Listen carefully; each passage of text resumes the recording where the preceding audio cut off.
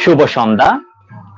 সকলকে আমন্ত্রণ জানাচ্ছি বার কাউন্সিল এনরোলমেন্ট পরীক্ষা নিয়ে পিবিএস ল স্কুলের বিশেষ আয়োজন বার কাউন্সিল এনরোলমেন্ট পরীক্ষা নিয়ে যতকথা নামক অনুষ্ঠানের আজকের তৃতীয় পর্বে। আপনারা অবগত আছেন, আমরা চেষ্টা করছি এই করোনাকালীন সময়ে যারা আগত বার কাউন্সিল পরীক্ষায় অংশগ্রহণ করবেন তারা যেন বাসায় বসে প্রস্তুতি নিতে পারেন, সেই জন্য কিছু বিজ্ঞ অতিথির কাছ থেকে কিছু পরামর্শ নেয়ার জন্য। আমরা ইতিপূর্বে 2টি পর্ব সম্পন্ন করেছি, যার প্রথম পর্বে বার কাউন্সিলের সিলেবাস সম্পর্কে আমরা ধারণা পাবার চেষ্টা করলাম। দ্বিতীয় পর্বে আমরা চেষ্টা করেছি বার কাউন্সিলের প্রিলিমিনারি পরীক্ষা সম্পর্কে একটি পূর্ণাঙ্গ ধারণা নিতে। আশা করি আপনারা পূর্বের 2টি লাইভ থেকে উপকৃত হয়েছিলেন। আজকে এর তৃতীয় পর্ব। তৃতীয় পর্বে আমরা মূলত আলোচনা করব লিখিত পরীক্ষা সম্পর্কে। আপনারা নিশ্চয়ই অবগত আছেন, কিছুদিন পূর্বে প্রিলিমিনারি পরীক্ষা সম্পন্ন হয়েছে এবং বর্তমানে করোনাকালীন পরিস্থিতির জন্য লিখিত পরীক্ষা হতে কিছুটা বিলম্ব হচ্ছে। হয়তো এই পরিস্থিতি থেকে উত্তরণের পরই লিখিত পরীক্ষা হয়ে যাবে এবং এই করোনাকালীন সময়ে যেন বাসায় বসে যারা আগত লিখিত পরীক্ষাতে অংশগ্রহণ করবেন তারা যেন প্রস্তুতি গ্রহণ করতে পারবেন, তাই আমরা চেষ্টা করছি কিছু জ্ঞানী ব্যক্তিকে নিয়ে এসে, কিছু এক্সপার্ট অতিথিকে নিয়ে এসে এই বিষয়ে আপনাদের একটি পূর্ণাঙ্গ দিক নির্দেশনা প্রদান করতে। তো যথারীতি আজকে আমাদের সাথে একজন বিজ্ঞ অতিথি রয়েছেন, যিনি আপনাদের সবার কাছে অতি সুপরিচিত এবং সিলেটের আইন অঙ্গনে অতি পরিচিত মুখ। তিনি হচ্ছেন আমাদের সবার প্রিয়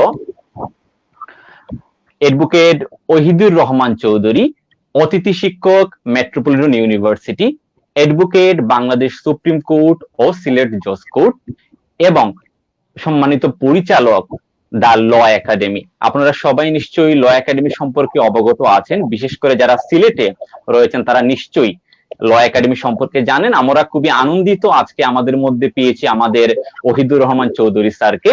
আমরা স্যারের কাছ থেকে আজকে লিখিত পরীক্ষা সম্পর্কে বিস্তারিত জানবো। প্রথমেই কেমন আছেন স্যার?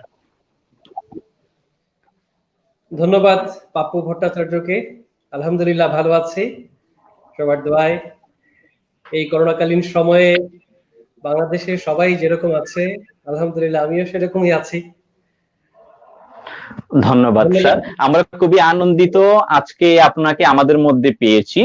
আমরা দর্শকদের উদ্দেশ্যে বলছি যে আপনারা চাইলে সরাসরি কমেন্টস এর মাধ্যমে স্যারের কাছে লিখিত পরীক্ষা সম্পর্কে প্রশ্ন করতে পারেন।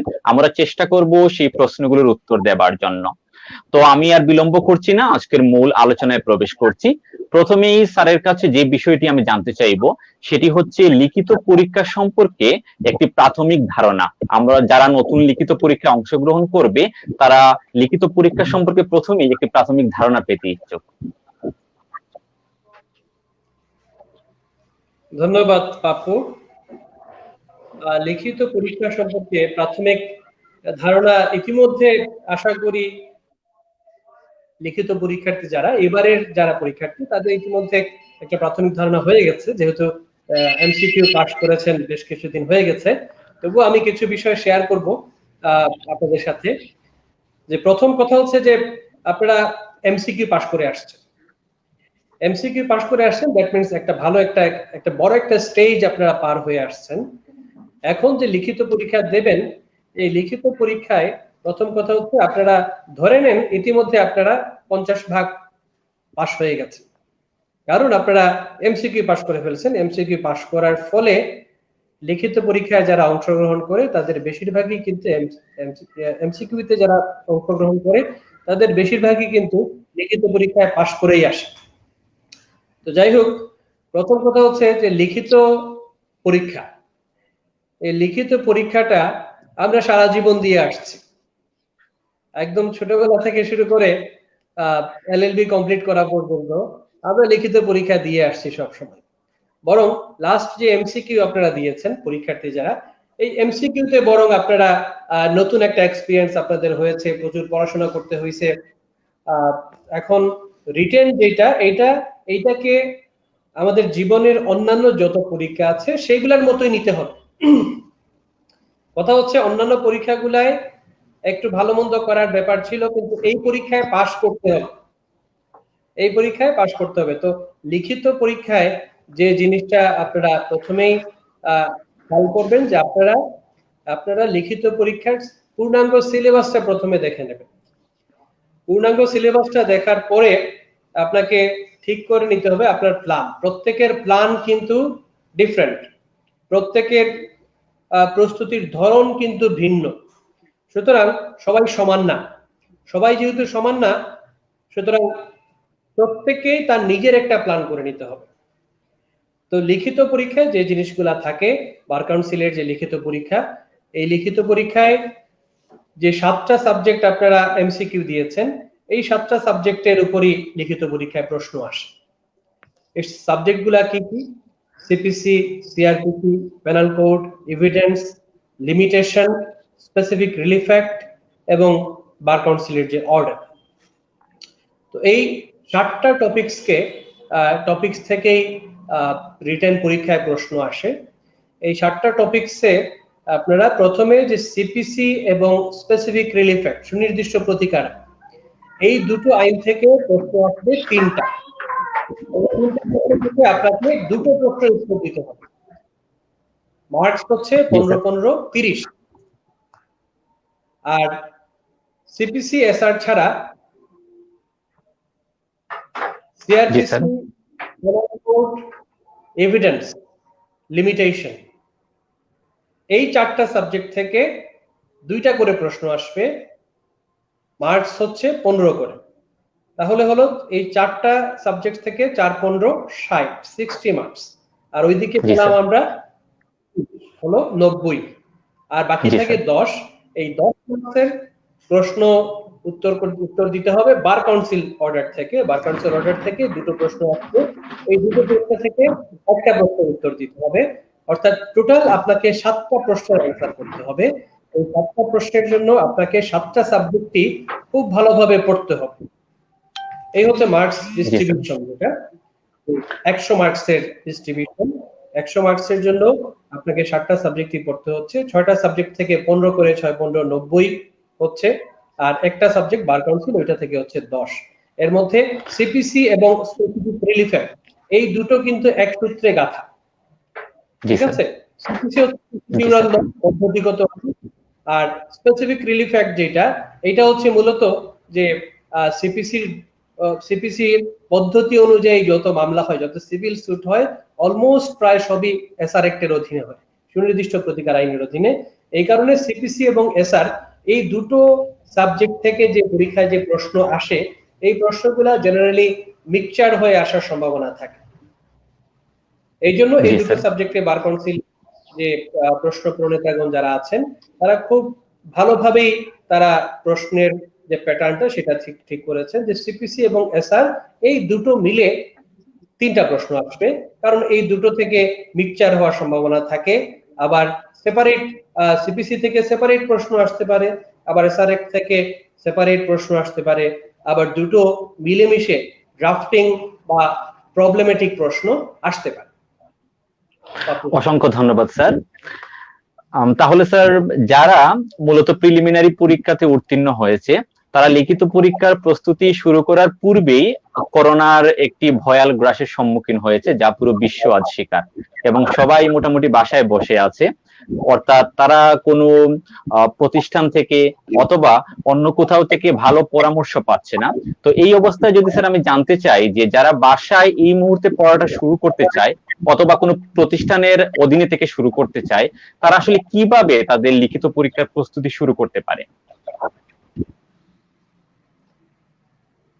লিখিত পরীক্ষার যে প্রস্তুতি, এই প্রস্তুতির জন্য পরীক্ষার্থী যারা, তারা ইতিমধ্যেই কিন্তু তাদের পছন্দ মতো পদ্ধতি বেছে নিয়েছেন বা পছন্দ মতো প্রতিষ্ঠান বেছে নিয়েছেন, অথবা যাদের কোনো কোচিং সেন্টারে বা কোনো প্রতিষ্ঠানের সাহায্যের প্রয়োজন নেই, তারা কিন্তু বাসাতেই অলরেডি প্রস্তুতি শুরু করে দিয়েছে। তো যে বিষয়টা সেটা হচ্ছে, যেমন আমি আমার পার্সোনাল অভিজ্ঞতা থেকে বলি, যে আমার যে প্রতিষ্ঠান দা ল একাডেমি, এই ল একাডেমিতে আমরা কিন্তু রিটেনের ক্লাস শুরু করেছিলাম।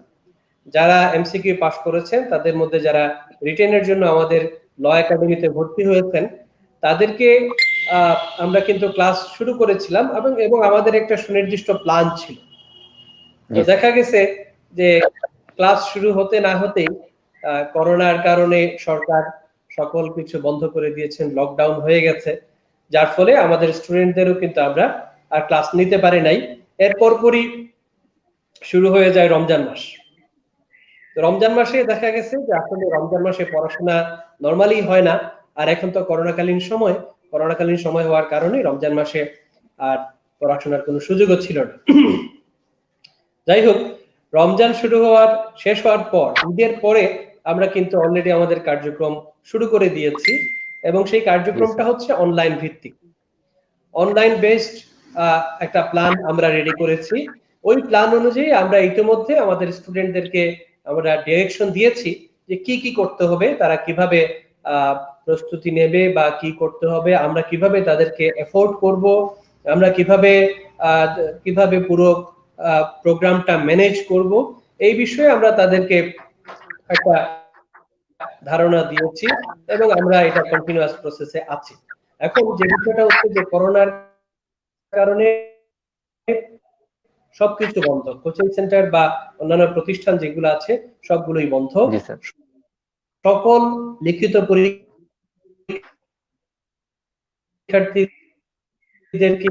যে আপনি পরীক্ষার্থী, এই পৃথিবীতে আপনার কেউ নাই, কিছুই নাই, আপনার পরীক্ষা কিন্তু আপনাকে দিতে হবে, আপনার পড়াশোনা কিন্তু আপনাকেই করতে হবে। সুতরাং প্রথম কথা হচ্ছে যে পড়াশোনায় লেগে থাকতে হবে, ঘরে বসেই লেগে থাকতে হবে।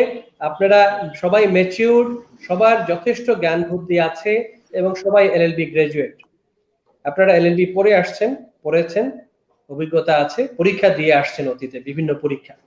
তো বার কাউন্সিল যে লিখিত পরীক্ষা, এই পরীক্ষাটার জন্য আপনি ঘরে বসেই আপনার যে সিলেবাস যেটা আছে 7টা সাবজেক্ট, এই 7টা সাবজেক্টের পড়াশোনা কিন্তু আপনাকে কন্টিনিউ করে যেতে হবে।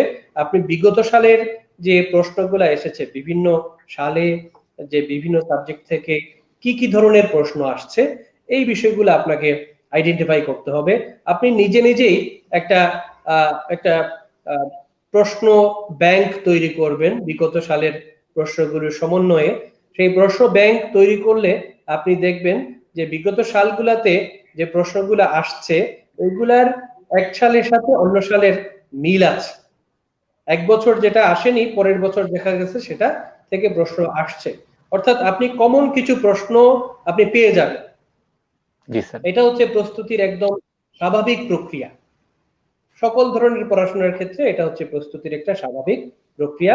এই প্রক্রিয়াটা আপনি নিজেই অনুসরণ করতে পারবেন, এজন্য আপনাকে কোনো কোচিং সেন্টারেও যেতে হবে না, কারো পরামর্শের প্রয়োজন নেই, এটা আপনার নিজের অভিজ্ঞতা থেকে আপনি করে নিতে পারবেন। দ্বিতীয় কথা হচ্ছে যে আপনি যদি কোনো কোচিং সেন্টার বা কোনো প্রতিষ্ঠানের সাথে জড়িত থাকেন, তাহলে তাদের যে অথরিটি আছে তাদের সাথে যোগাযোগ করেন, তাদের কাছ থেকে আপনার যে প্রয়োজনীয় ম্যাটেরিয়ালস আছে সেইগুলা কিভাবে কালেকশন করা যায় সেটা কালেকশনের ব্যবস্থা করেন। আপনার যে শিক্ষক যারা আছেন তাদের সাথে যোগাযোগ করবেন, যোগাযোগ করে আপনি বিষয়ভিত্তিক পরামর্শ নিয়ে নেবেন। ঠিক আছে, আপনার নিজের আইডিয়া তো প্রয়োজন আছেই, পাশাপাশি আপনার শিক্ষক যারা আছেন, যারা আপনাদেরকে পড়ান, তাদের কাছ থেকে যদি আপনারা একটা পরামর্শ নেন তাহলে আপনার প্রস্তুতিটা আরো বেশি বেগবান হবে। এটা হচ্ছে আমার দ্বিতীয় অভিমত। আর শেষ কথা হচ্ছে যে পরীক্ষায় by hook or by crook pass করতে হবে, এটাই হচ্ছে কথা। তো এই করোনাকালীন সময়ে কোনো কিছু থাকুক আর না থাকুক, আপনার কাছে আপনার বই আছে, এই বইয়ের মধ্যে সবকিছুই আছে, শিক্ষক যা বলবেন তাও বইয়ের মধ্যে আছে, আপনি যা নিজে নোট করে নেবেন বা বই হচ্ছে আপনার সবচেয়ে বড় বন্ধু। আপনার এর পাশাপাশি যেখান থেকে যতটুকু মনে করেন সেটা আপনি নিয়ে নেন। এটাই হচ্ছে। অসংখ্য ধন্যবাদ স্যার, অসংখ্য ধন্যবাদ স্যার। আমরা দেখতে পাচ্ছি আমাদের সাথে কমেন্টসে যুক্ত আছেন সিলেট ইন্টারন্যাশনাল ইউনিভার্সিটির আইন বিভাগের বিভাগীয় প্রধান জনাব হুমায়ুন কবির স্যার। স্যারকে ধন্যবাদ জানাচ্ছি আমাদের সাথে যুক্ত থাকার জন্য, এবং স্যার ওহিদ স্যারকেও শুভেচ্ছা জানিয়েছেন। ধন্যবাদ হুমায়ুন ভাই, আমার অত্যন্ত শ্রদ্ধাভাজন এবং প্রিয় ব্যক্তিত্ব। আমি যখন থেকে সিলেটে আসছি, সিলেটে আমি যখন থেকে শিক্ষকতা পেশায় যোগদান করি, তখন থেকে হুমায়ুন ভাইকে খুব ভালোভাবে চিনি এবং তিনি আমাকে অত্যন্ত স্নেহ করেন। সিলেট ইন্টারন্যাশনাল ইউনিভার্সিটির ল ডিপার্টমেন্টের বিভাগীয় প্রধান হুমায়ুন ভাইকে আমার সালাম এবং শুভেচ্ছা। ধন্যবাদ স্যার। স্যার, এ পর্যায়ে যদি আমরা জানতে চাই যে লিখিত পরীক্ষায় প্রশ্ন কতটুকু কঠিন হয়, আমি যদি মাঝারি লেভেলের একজন ছাত্র হই তাহলে আমার জন্য প্রশ্ন কতটুকু কঠিন হয়, আপনার অভিজ্ঞতার আলোকে যদি বলতেন। লিখিত পরীক্ষার প্রশ্ন, এই যে একটু আগে যে কথাটা আমি বলেছিলাম স্টুডেন্টদের উদ্দেশ্যে, যে বিগত সালগুলোর প্রশ্নগুলা অ্যানালাইসিস করতে হবে। তো এই যে অ্যানালাইসিস, এটা কি জন্য? এই অ্যানালাইসিস থেকেই কিন্তু বের হয়ে আসবে যে বিগত সালগুলাতে কোন বছরে প্রশ্ন কিভাবে আসছে। তো এই অ্যানালাইসিস করলে এটাই দেখা যাবে যে কোনো বছরে প্রশ্ন খুব সহজ আসছে, আবার কোনো বছরে প্রশ্ন খুবই কঠিন আসছে। অর্থাৎ বার কাউন্সিলের পরীক্ষার যে প্রশ্ন, এই প্রশ্নটা কিন্তু আনপ্রেডিক্টেবল। আমার যেটা অভিমত, এই প্রশ্নটা কিন্তু আনপ্রেডিক্টেবল। কোন বছর কোন প্যাটার্নে প্রশ্ন আসবে, বা কোন বছর সহজ প্রশ্ন আসবে বা কঠিন প্রশ্ন আসবে নাকি মাঝারি ধরনের প্রশ্ন আসবে, এটা কিন্তু অনুমান করা কঠিন। তবে কিছু কিছু সাইন আমরা নোটিস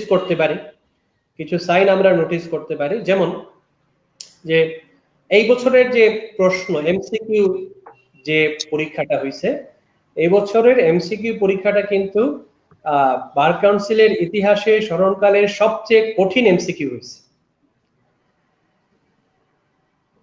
তো এই যে এমসিকিউ হয়েছে, এই এমসিকিউ এর প্রশ্ন দেখেই আমরা ধারণা করেছি যে এই এমসিকিউ প্রশ্ন যারা প্রণয়ন করেছেন তারা আসলেই অসম্ভব মেধাবী, আদারওয়াইজ তারা এরকম একটা প্রশ্ন তৈরি করতে পারতেন না।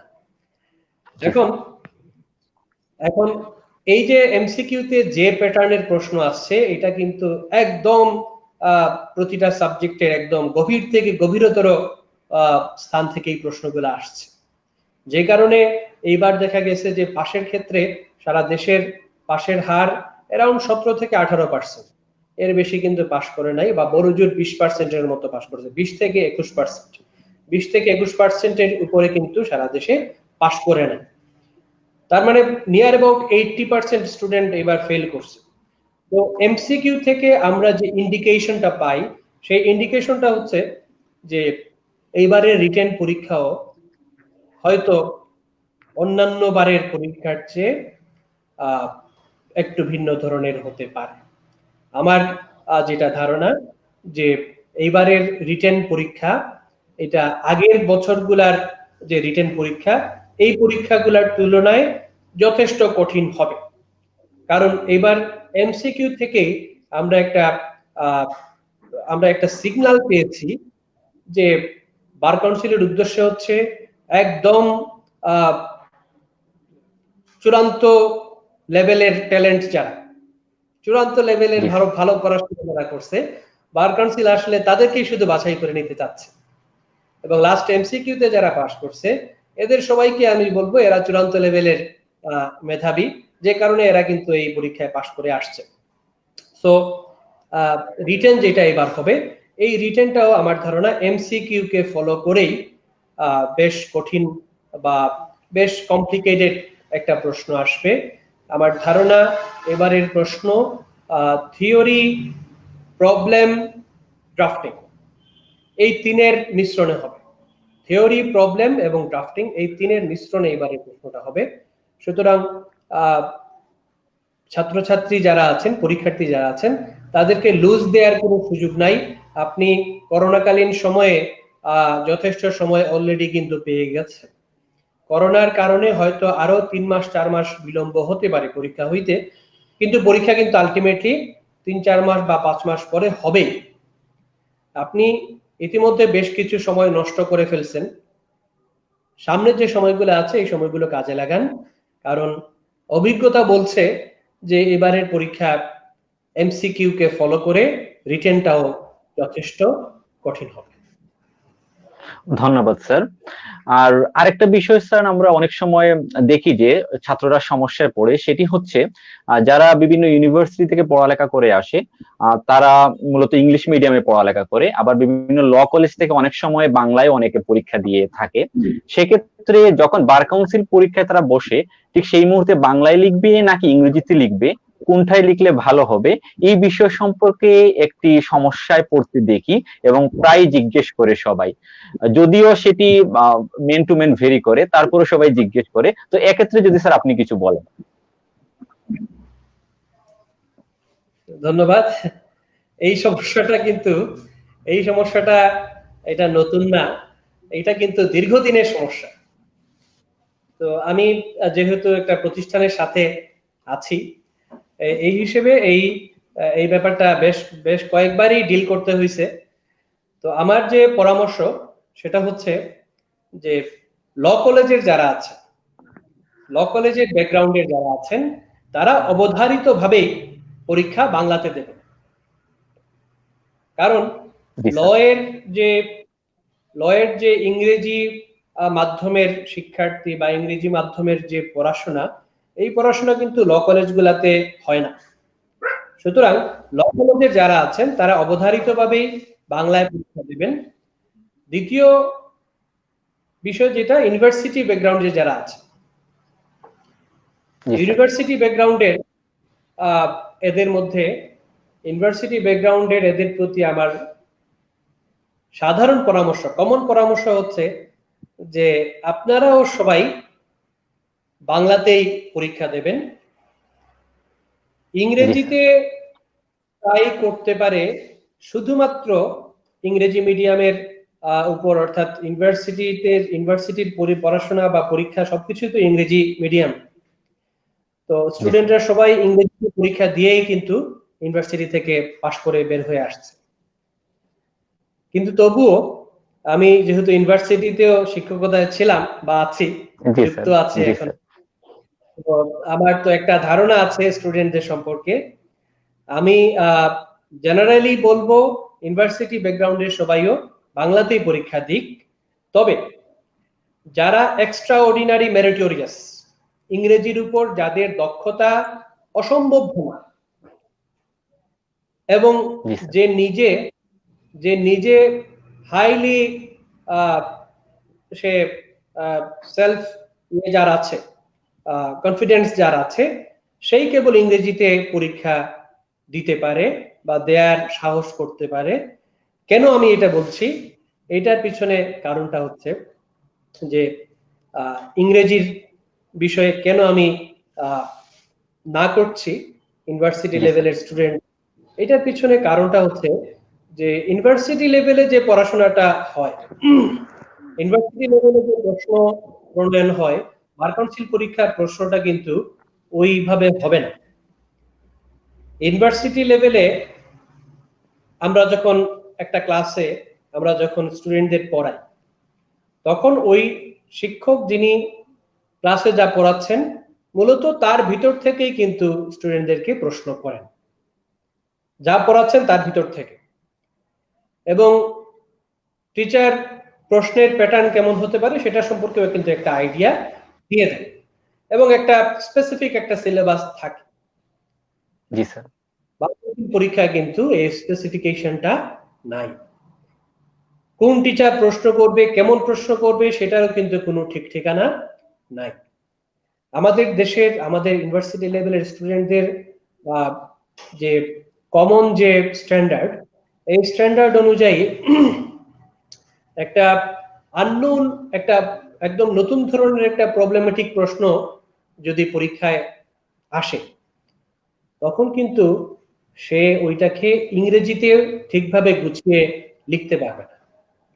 কিন্তু সে যদি বাংলায় আনসার করে, বাংলায় অ্যান্সার করলে কিন্তু সে মোটামুটি ভাবে সে একটা গুছিয়ে লিখতে পারবে। তার যদি ল সম্পর্কে আইডিয়া থাকে তাহলে মোটামুটি ভাবে সে গুছিয়ে অ্যান্সার করতে পারবে, এক্ষেত্রে সে ভালো একটা মার্কস পাওয়ার সম্ভাবনা থাকবে। কিন্তু ইংরেজিতে সে যদি পরীক্ষাটা ইংরেজিতে শুরু করলো, ইংরেজিতে শুরু করার পরে কিছুক্ষণ এক দুইটা প্রশ্ন লেখার পরে এমন কিছু প্রশ্নের সম্মুখীন হইল যে প্রশ্নগুলার আসলে সে উত্তরটা একদম নিজের ইয়ে থেকে লিখতে হবে, নিজেকে নিজের যে ইংরেজির যে তার বেস আছে সেকে ইউজ করে লিখতে হবে। তখন তার বেস যদি দুর্বল হয় সে কিন্তু লিখতে পারবে। আইনের যে সাধারণ প্রশ্নগুলা আছে, এই সাধারণ প্রশ্নগুলা বার কাউন্সিল পরীক্ষায় যদি আসে, এই সাধারণ প্রশ্নগুলা ইংরেজিতে একটা স্টুডেন্ট হয়তো লিখে ফেলতে পারবে, কিন্তু অসাধারণ যে প্রশ্নগুলা বা প্রবলেমেটিক যে প্রশ্নগুলা বা ড্রাফটিং যেগুলা, এইগুলা কিন্তু খুব ভালো নলেজ না থাকলে সহজে কিন্তু পারবে না। এজন্য আমার ধন্যবাদ স্যার। একদম এক্সট্রাঅর্ডিনারি মেরিটোরিয়াস যারা আছে তারা ইংরেজিতে পরীক্ষা দিতে পারে। তাদের কনফিডেন্সের উপর নির্ভর করে তারা যদি মনে করে যে সে কভারেজ করতে পারবে, সে ইংরেজিতে পরীক্ষা দিতে পারে।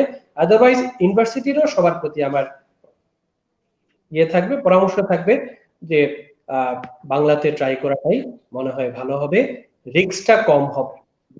আর আরেকটা ধন্যবাদ স্যার। জি স্যার। আরেকটা বিষয়, এটা করে বলে নেই, এটা হচ্ছে একটা আইডিয়া বা সন্দেহ, যেটা অনেকে সন্দেহ করে, যে সন্দেহটা বাজারে প্রচলিত আছে, যে ইংরেজিতে খাতা লিখলে বার কাউন্সিলের খাতা অনেক সময় নাকি চুরি হয়ে যায়, এরকম একটা সন্দেহ বাজারে আছে বা এরকম একটা কথাবার্তা শোনা যায়। তো আমি জানি না এর ভিত্তি কি বা এটা আদৌ কতটুকু সত্য বা অসত্য, এগুলা সম্পর্কে আমার ধারণা নাই।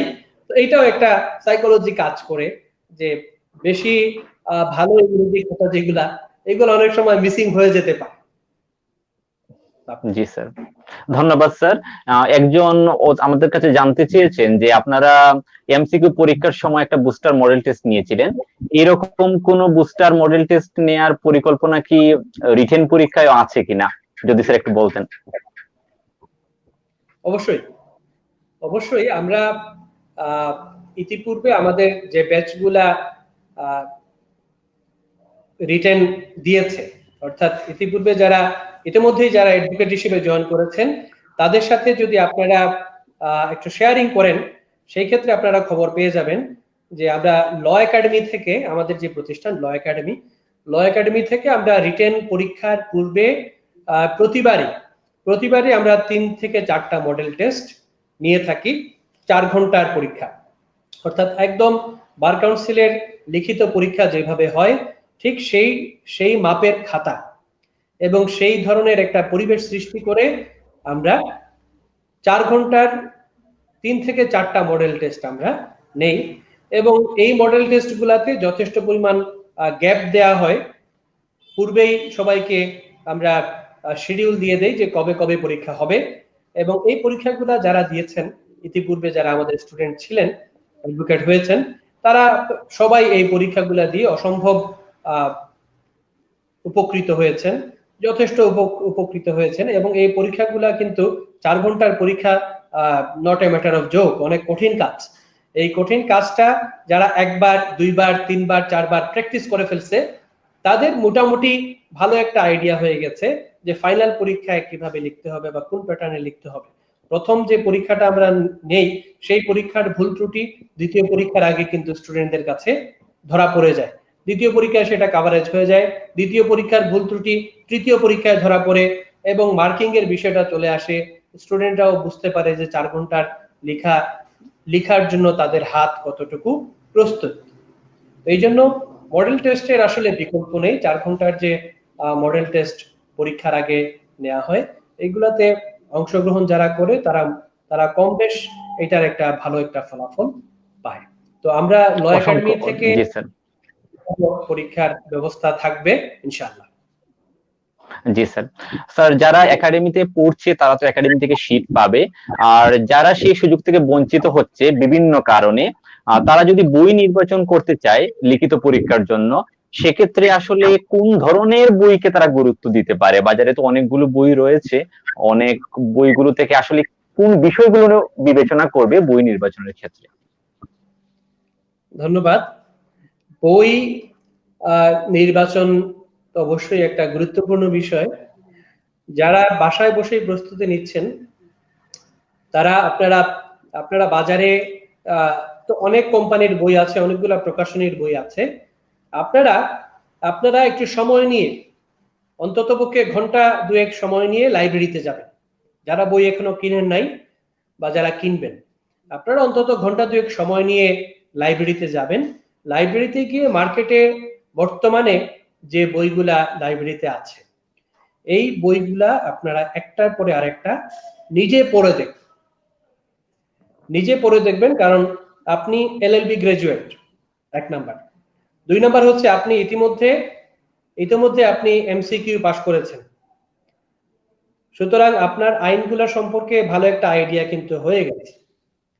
আপনি 5টা বই যদি পড়েন, 5টা বইয়ের ভিতরে যে কন্টেন্ট গুলো আছে সেগুলো যদি আপনি পড়লেই কিন্তু আপনি নিজেই বুঝতে পারবেন যে কোন বইয়ের লেখাগুলা ভালো বা ভাষাটা প্রাঞ্জল, এবং কোন বইতে তথ্যগুলা সঠিকভাবে আসছে, আইনগুলা সঠিকভাবে আসছে, এবং বিগত সালের যে প্রশ্ন, সেই প্রশ্নগুলার উত্তরগুলা কোন বইতে সুন্দরভাবে ভালোভাবে উপস্থাপন হয়েছে। এগুলো আপনারা দেখলে আপনারা নিজেরাই সিলেকশন করে নিতে পারবেন যে কোন বইটা কেনাটা বেটার হবে। ঠিক আছে? এক্ষেত্রে আপনারা আরেকটা, সেটা হচ্ছে বিগত এমসিকিউ পরীক্ষায় যে বইগুলা থেকে দেখা গেছে যে তুলনামূলক প্রশ্ন কমন পড়েছে, বা যে রাইটারের বইগুলা পড়ে বিগত এমসিকিউ পরীক্ষায় আপনারা মোটামুটি ভালো সাফল্য পেয়েছেন, সেই রাইটার গুলাকে অবশ্যই একটু বেশি গুরুত্ব দেবেন। অসংখ্য ধন্যবাদ স্যার। যদি স্যার খুব সংক্ষেপে জানতে চাই, যে একটি ভালো প্রস্তুতি নেওয়ার পর যখন পরীক্ষার হলে যাওয়া হবে তখন প্রায় 4 ঘন্টা সময় পরীক্ষা দিতে হবে, সেক্ষেত্রে কিভাবে ধৈর্য রেখে মানসিক অবস্থা স্থির রেখে পরীক্ষাটা দেয়া যায় যদি খুব সংক্ষেপে বলতেন, যদিও পরীক্ষার এখন অনেক দেরি, তাও ছাত্ররা উপকৃত হতো। পরীক্ষার হলে করণীয়। নিশ্চয়ই। জি স্যার। পরীক্ষা আপনি যতই প্রস্তুতি নেন, যতই মডেল টেস্ট দেন, আপনার আসল পরীক্ষাটা কিন্তু যে স্থানে হবে, যে পরীক্ষার হলে হবে, সেখানে গিয়ে কিন্তু আপনাকে মাথা ঠান্ডা রেখে উত্তর দিতে হবে। আপনাকে 4 ঘন্টা সময় দেয়া হবে পরীক্ষার জন্য। আপনাকে উত্তর করতে হবে 7টি প্রশ্ন। আপনি অবশ্যই আপনি সাবজেক্ট ভিত্তিক আপনি টাইম ঠিক করে নেবেন। এই 4 ঘন্টাকে কিন্তু আপনি পূর্বেই ভাগ করে নেবেন। পরীক্ষায় হলে বসার পূর্বেই আপনি আপনার যে প্রস্তুতি, সেই প্রস্তুতির উপর ভিত্তি করে আপনি আপনার সময়টা বন্টন করে নেবেন যে কোন সাবজেক্টে, প্রতিটা সাবজেক্টে আপনি সর্বোচ্চ কত মিনিট সময় দিতে পারবেন, এটা আপনাকে ভাগ করে নিতে হবে। আপনি যখন লেখা শুরু করবেন, প্রথম প্রশ্নটা আপনি কোন প্রশ্নটা লিখবেন, 60টা প্রশ্নের মধ্যে যে সাবজেক্টের যেই প্রশ্নটা আপনি সবচেয়ে ভালো পারেন, আপনি সেই প্রশ্নের উত্তর দিয়ে আপনার লেখা শুরু করবেন, সেটা যে সাবজেক্টে। তাহলে প্রথম প্রশ্নে আপনার স্বাভাবিকভাবে লেখা শুরু করার পরে প্রথম প্রশ্নে দেখা যায়, ধরেন আপনি 30 মিনিট সময় ঠিক করলেন যে একটা প্রশ্ন আপনি 30 মিনিট লিখবেন। দেখা যাবে যে প্রথম প্রশ্ন লিখতে গিয়ে 30 মিনিটের জায়গায় 35 মিনিট বা 37 মিনিট লেগে গেছে, অর্থাৎ 5-7 মিনিট প্রথম প্রশ্নে একটু বেশি লাগতে পারে। পরের প্রশ্নগুলোতে আপনাকে কিন্তু টাইম ম্যানেজমেন্ট করতে হবে। Time management, this is very very important. আপনি যদি টাইম ম্যানেজমেন্ট করতে না পারেন, সেই ক্ষেত্রে দেখা যেতে পারে যে আপনার 4 ঘন্টা শেষ হয়ে আসতেছে, আপনার একটা প্রশ্ন এখনো বাকি। এটা কিন্তু বিরাট লস হয়ে যাবে। একটা প্রশ্নে 10 অথবা 15 মার্কস, এটা ছাড় দেওয়ার কোনো সুযোগ নাই।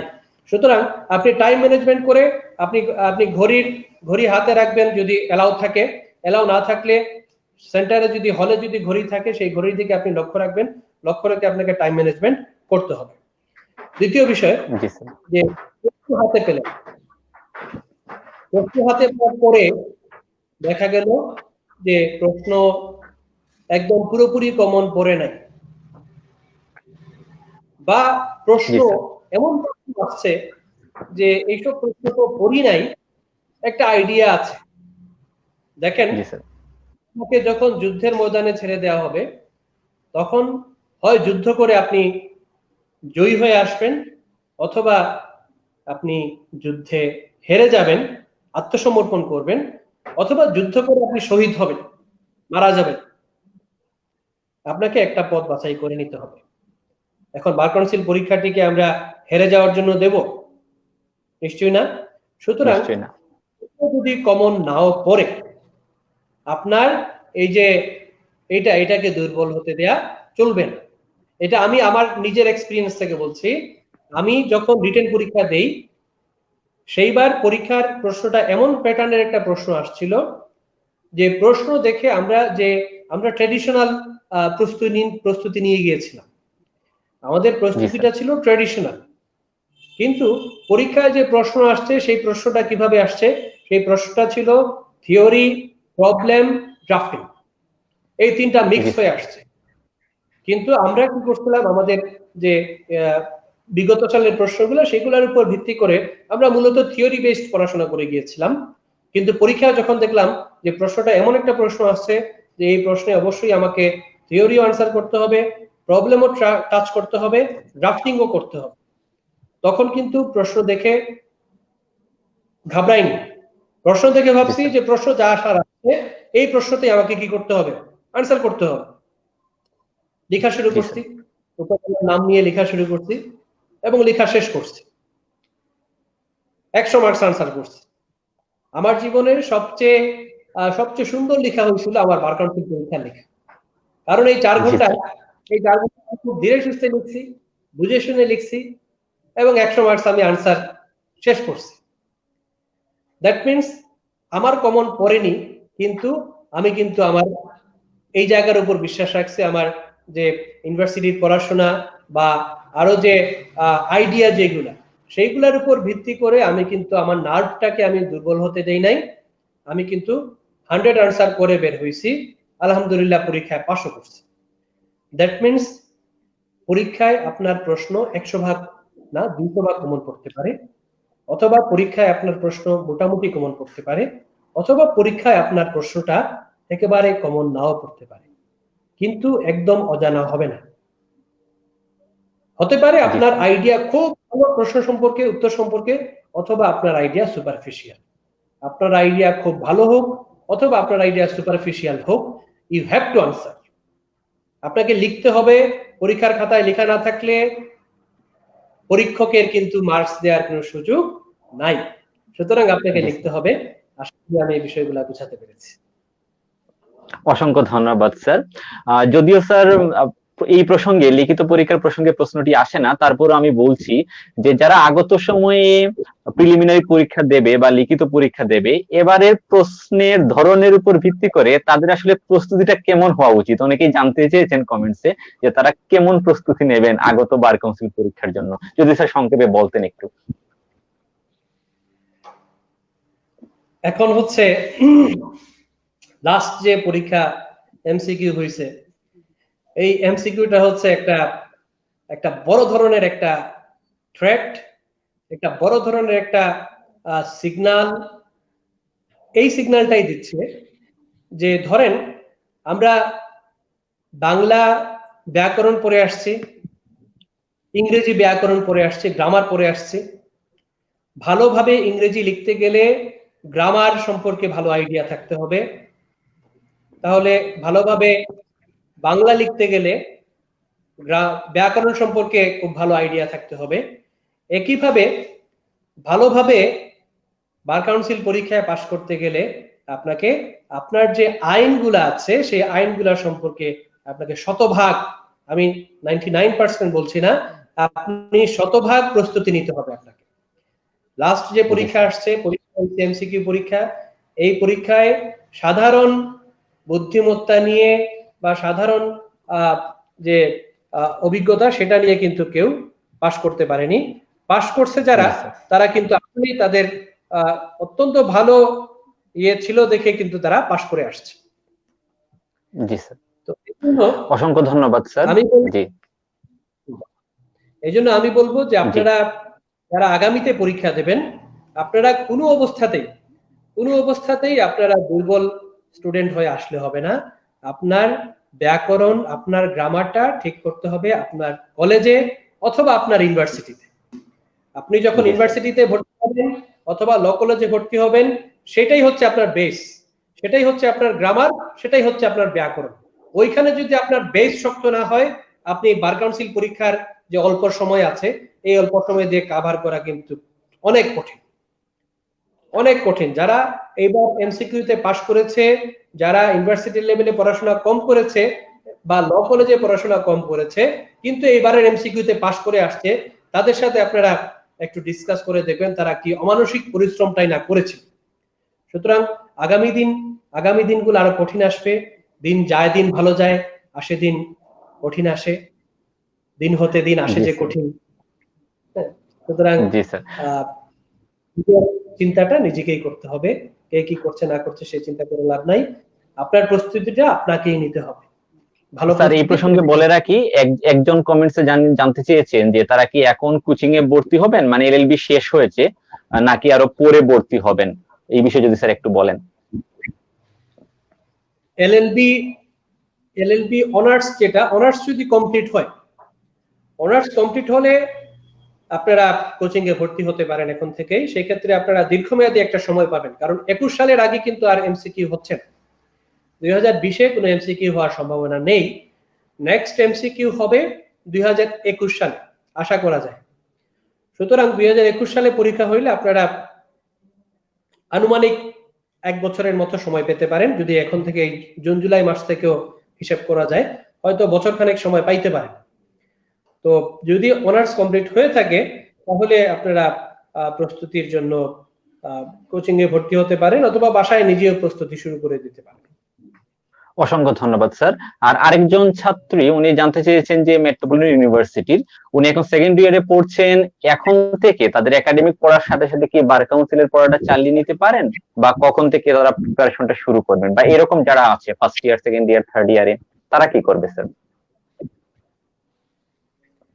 আমি আসলে ফার্স্ট ইয়ার বা সেকেন্ড ইয়ার যারা আছেন, আমি আসলে মনে করি না এখন কোচিং এর খুব একটা প্রয়োজন আছে, বা একাডেমিক বার কাউন্সিল পরীক্ষার জন্য যে এখন থেকেই পড়তে হবে, আলাদাভাবে পড়তে হবে, এইটা আমি এখন মনে করি না। আমার পরামর্শ হচ্ছে আপনি ফার্স্ট ইয়ারে পড়েন বা সেকেন্ড ইয়ারে পড়েন, আপনি এখন যা পড়ছেন এবং আগামী দিনগুলোতে যা পড়বেন সেকেন্ড ইয়ার, থার্ড ইয়ার বা ফোর্থ ইয়ার, আপনি আপনার কোর্সের প্রতি মনোযোগ, আপনি আপনার যে ইউনিভার্সিটি লেভেলের যে প্রতিটা সেমিস্টারে যে সাবজেক্টগুলো আপনার আছে, আপনি ওইগুলাতে ভালো করুন, খুব ভালো একটা রেজাল্টের চেষ্টা করুন। আপনি প্রথমে খুব ভালো একটা রেজাল্টের চেষ্টা করুন। আর যেটা করতে পারেন সেটা হচ্ছে আপনি জেনে নিতে পারেন যে বার কাউন্সিল পরীক্ষার সাবজেক্টগুলা কি কি।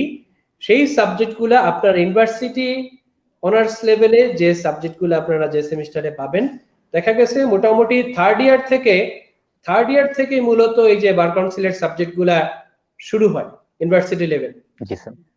ওই সাবজেক্টগুলা যে পড়াবেন বা যখন পড়াবেন ওই সময় ওই সাবজেক্টগুলা সম্পর্কে যাতে খুব ভালো একটা এক্সপিরিয়েন্স হয়, ভালো একটা পড়াশোনা হয়, সেটার জন্য নিজেকে চেষ্টা করতে হবে। যে শিক্ষক পড়াবেন ওনাকে উৎসাহ দিতে হবে, ওনার কাছে বেশি বেশি জানতে চাইতে হবে। এইভাবে ওই সাবজেক্টগুলা ইউনিভার্সিটিতে খুব ভালোভাবে ক্লিয়ার করে ফেলতে হবে। এটাই হচ্ছে আপনাদের প্রথম কাজ। আপনারা ফার্স্ট ইয়ারে, সেকেন্ড ইয়ারে যারা আছেন তাদের মূল কাজ হচ্ছে এখন ইউনিভার্সিটিতে ভালো একটা রেজাল্ট করা, পাশাপাশি যে সাবজেক্টগুলো বার কাউন্সিলে আছে ওই সাবজেক্টগুলো জেনে নিয়ে ওই সাবজেক্ট যখন পড়ানো হবে, যে সেমিস্টারে আসবে ওই সেমিস্টারে ওই সাবজেক্টগুলো খুব গুরুত্ব দিয়ে পড়া। এবং এই 7টা সাবজেক্টের যে সাবজেক্টটাই কোনো একটা সেমিস্টারে পড়া হয়ে যায়, পরের সেমিস্টারগুলোতে এই সাবজেক্টটা তো একবার পড়া হয়ে গেছে, এটা একটু টাচ আপে রাখা, তাহলেই বার কাউন্সিল পরীক্ষার একটা প্রস্তুতি হয়ে যাবে। অনার্স যখন শেষ হবে আপনার, তখন আপনি বার কাউন্সিলের এই 7টা সাবজেক্ট নিয়ে আলাদাভাবে প্রস্তুতি নেওয়ার চিন্তা ভাবনা করতে পারেন। Thank you. অসংখ্য ধন্যবাদ স্যার, অসংখ্য ধন্যবাদ। আমরা আলোচনার খুব দীর্ঘায়িত করব না। আপনার কাছে যদি পরিশেষে জানতে চাই যে লিখিত পরীক্ষা সম্পর্কে আমাদের যদি ফাইনালি কিছু বলেন আজকের আলোচনা থেকে স্যার। ফাইনালি আসলে যা বলার তা বলে ফেলছি। জি স্যার। দুর্গমুখেরই কান্তার মরু দুস্তর পারাবার হে, লঙ্ঘিতে হবে রাত্রি নিশীথে যাত্রীরা হুঁশিয়ার। আমি লিখিত পরীক্ষার্থী যারা আছেন, আমি সবাইকে হুঁশিয়ার করে দিচ্ছি যে সময় এখনো আছে, ঘাবড়াবার কিছু নেই। করোনা 1 মাস 2 মাস 3 মাস 4 মাস 6 মাস শেষ হবে, পরীক্ষাও দিতে হবে। পরীক্ষা ছাড়া সরাসরি ভাইবার মাধ্যমে বার কাউন্সিল আপনাদেরকে নিয়ে নেবে এমন আশা করাটা এটা একটা দুরাশা, আর কিছুই না। এমন আশা না করাই ভালো। প্রস্তুতি নিন, যুদ্ধের ময়দান রেডি আছে, শুধুমাত্র যুদ্ধের ডাক আসবে। ডাক যখন আসবে তখন খুব বেশি সময় নাও পাইতে পারে। ঠিক আছে? এই জন্য অবশ্য এটাই যে পড়তে হবে, পড়তে হবে এবং করতে হবে। নিজের আখের নিজেকেই গুছাতে হবে। অসংখ্য ধন্যবাদ স্যার, আপনি শত ব্যস্ততার মধ্যে আমাদেরকে কষ্ট করে সময় দিয়েছেন এবং বিশেষ করে আজকে যারা স্টুডেন্ট শুনেছে আপনার কথাগুলো, আশা করি তারা একটি ভালো দিক নির্দেশনা পেয়েছে এবং অনেকেই ভাবছিল এই করোনাকালীন সময়ে বাসায় কিভাবে শুরু করতে পারে। আমাদেরকে অনেকেই কমেন্টস করে জানিয়েছেন যে তারা খুব ভালো দিক নির্দেশনা পেয়েছে, আলোচনা তারা বুঝতে পেরেছে। স্যার অসংখ্য ধন্যবাদ আপনাকে, আপনি কষ্ট করে সময় দিয়েছেন। আমরা স্যার আবারও পরবর্তীতে কোনো একটি অনুষ্ঠানে আপনাকে আমন্ত্রণ জানাবো। আমাদেরকে স্যার কষ্ট করে সময় দিতে হবে, বিশেষ করে যারা ছাত্র তাদের জন্য সময় দিতে হবে স্যার। বিদায় নেব স্যার আপনার কাছ থেকে, যদি কিছু বলার থাকে স্যার। অনেক ধন্যবাদ পাপ্পু ভট্টাচার্যকে এমন চমৎকার একটা আয়োজন করার জন্য।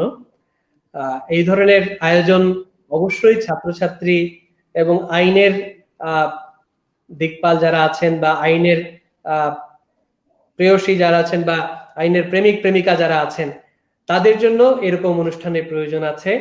অনেক কিছু শেখার আছে। আমি নিজেও অনেক কিছু শিখলাম আজকে পাপ্পুর কাছ থেকে, এবং আরো যারা দর্শকরা বিভিন্ন প্রশ্ন করেছেন সেগুলোর মাধ্যমে একটা আমার নিজেরও অনেক আইডিয়া হলো বা আমি অনেক লাভবান হলাম। তো আশা করি ভবিষ্যতে আবারও আসবো আপনাদের সামনে। আর পাপ্পুকে বিশেষভাবে ধন্যবাদ এরকম একটা প্রোগ্রাম আয়োজন করার জন্য। আশা করি এই ধরনের প্রোগ্রাম চলতে থাকবে। আইনের ছাত্রছাত্রী যারা আছে তারা পিবিস ল স্কুল থেকে নিয়মিতভাবে এই ধরনের অনুষ্ঠান পেয়ে থাকবেন এবং সবাই পিবিস ল স্কুলের মাধ্যমে আরো বেশি উপকার পাবেন, এটাই হচ্ছে আমার প্রত্যাশা। পাপ্পুকে অনেক ধন্যবাদ। ভিউয়ার্স যারা আছেন তাদের সবাইকে অনেক ধন্যবাদ, এবং যারা বিভিন্নভাবে কমেন্ট করেছেন বা আমাদের সমর্থন বা সাপোর্ট বা সাহস জুগিয়েছেন তাদেরকে অনেক ধন্যবাদ। সবাই ভালো থাকবেন। অসংখ্য ধন্যবাদ স্যার, আপনার সুস্থতা এবং দীর্ঘায়ু কামনা করি। করোনা শেষে আবারও আমাদের সবার দেখা হবে একটা সুস্থ পৃথিবীতে। ভালো থাকবেন স্যার। ধন্যবাদ। সকলকে ধন্যবাদ জানাচ্ছি যারা আমাদের সাথে ছিলেন। আজকের মতো বিদায় নেব। আমাদের চতুর্থ পর্বে আমরা বার কাউন্সিল এনরোলমেন্ট পরীক্ষার ভাইবা নিয়ে আলোচনা করব আরেকজন অতিথির সাথে। আশা করি সবাই সেই অনুষ্ঠানেও যোগ দেবেন এবং আপনাদের উদ্দেশ্যে একটি কথা হচ্ছে, পড়ালেখা শুরু করে দিতে হবে। স্যারের বক্তব্য থেকে আমরা বুঝতে পারলাম এবং ল একাডেমি আপনাদের এই বিষয়ে সাহায্য করতে পারে, আপনারা সেখানে যোগাযোগ করতে পারেন। আর যারা বাসায় প্রস্তুতি নেবেন তারাও কি করে করবেন তাও স্যার বলে দিলেন। আশা করি সবাই উপকৃত হয়েছেন। আমি আজকের মতো বিদায় নিচ্ছি। ভালো থাকবেন, সুস্থ থাকবেন সকলেই। দেখা হবে পরবর্তী আলোচনায়। সকলকে ধন্যবাদ।